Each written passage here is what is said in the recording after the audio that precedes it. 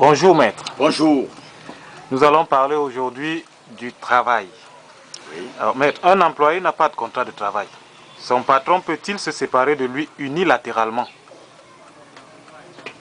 Le plus souvent, le droit de travail, qu'on appelle le droit social, est suffisamment réglementé dans notre pays. Il peut ne pas y avoir un contrat écrit, mais il ne peut pas manquer un contrat verbal. Le contrat verbal, c'est celui par lequel vous mettez votre activité au service d'une personne moyennant une rémunération.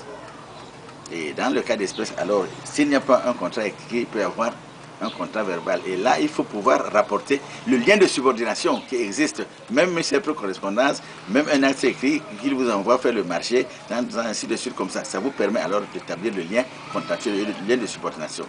À partir de ce lien de subordination, l'activité que tu auras mise au service de quelqu'un moyennant une rémunération ne peut subir de préjudice que dès lors que le contrat devient sans objet, c'est-à-dire que l'une des parties n'a pas rempli ses missions régaliennes, celle de mettre au service de quelqu'un une activité quelconque ou en contrepartie de payer les salaires afférents.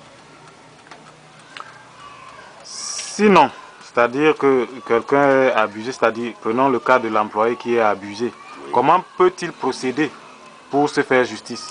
Oui, en matière de droit du travail, l'inspection du travail est le passage obligatoire pour cette procédure-là.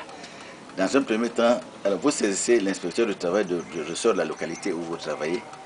Et c'est lui alors qui va convoquer les parties. Dans un premier temps, pour une tentative de conciliation, il peut organiser une séance à caractère conciliatoire.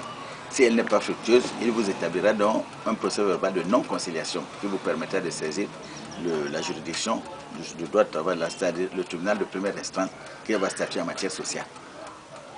Bon, dans le cas au contraire, si il peut vous amener à un arrangement, il vous établira un procès verbal de conciliation totale où l'employeur acceptera d'arranger le problème au niveau de l'inspection du travail. Là, il n'y aura plus de procédure. Et l'employé peut-il partir unilatéralement de son plein gré, qui n'a pas de contrat de travail, bien sûr?